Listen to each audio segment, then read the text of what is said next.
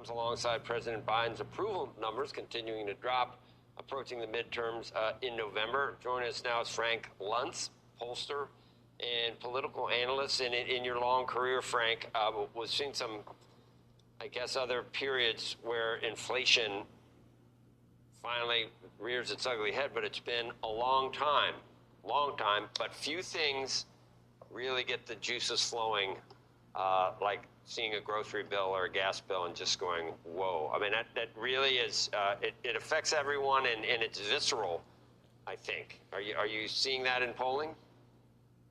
Yes, we are. And the tragedy is that we've tried to explain this to the Biden administration because they're the ones that need to know, and they've refused the presentation.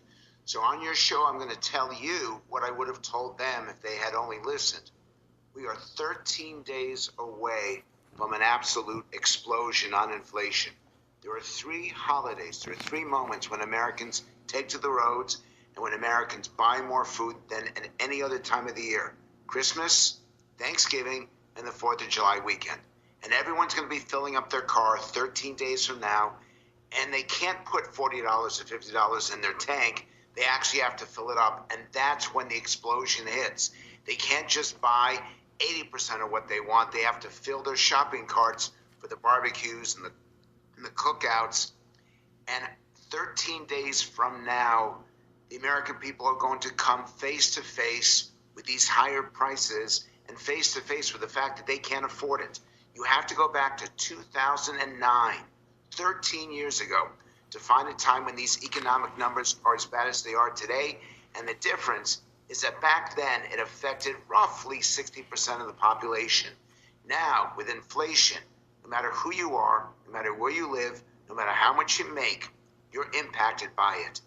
And that impact will be felt shortly. Finally, Donald Trump misidentified the stock market as being the aspect of the American economy that people related to when they decided whether things were good or bad. Joe Biden is misidentifying jobs.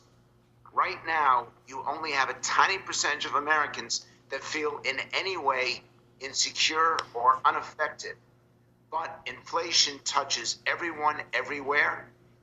And unless he gets this inflation under control, where people are not exasperated and are not furious and anxious and angry, unless he does something immediately, this is going to affect the midterms. This is already affecting his popularity. And quite frankly, Joe Biden is the most unpopular president at this moment in his term since Jimmy Carter. You'd have to go back to 1978 for the last time a president had ratings this low. When you're conducting polls, and I'm sure you're asking not just how is inflation affecting you and how important it is, but you must ask for who do you think caused it, who do you think is responsible? What do you get? The Putin price hike, how many people buy into that? I guess they might say maybe part of it is that, but how many think that that's the main reason that we're in this situation? And that's the right question to ask for a political impact. Significant percentage, about a third, blame the war in Ukraine for what's happening, although we're not even talking about the shortages. Right now, you can get food, but it's really expensive. With what we know is going to come out of Ukraine in the months to follow, we're not even going to be able to get the food by the time we go into the early fall. And again, I don't think the Biden administration is afraid of the political impact, so they're downplaying the personal impact. And the truth is they should be candid. The other thing that people blame, about 25%, are corporations for taking the opportunity for charging too much. And again, the Biden administration is trying to blame ExxonMobil and companies like that for the reason why gas prices are so high. The key is not who they blame. The fundamental key is who they think is trying to solve it.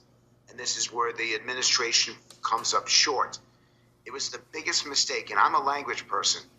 And that word that they used again and again for the first couple months, that this is only transitory, there are millions of people, literally millions, who now know what that word means and now blame the administration for not doing more. So looking backward, they're not necessarily blamed for having ignored it or for having not done enough. But looking forward, they're absolutely held responsible for why this problem is getting worse and worse. And mark my words, 13 days from now is when it's going to hit its peak. Right now, 1/3 of Americans believe inflation is the #1 issue. I believe that's going to climb to 40% in the weeks to follow.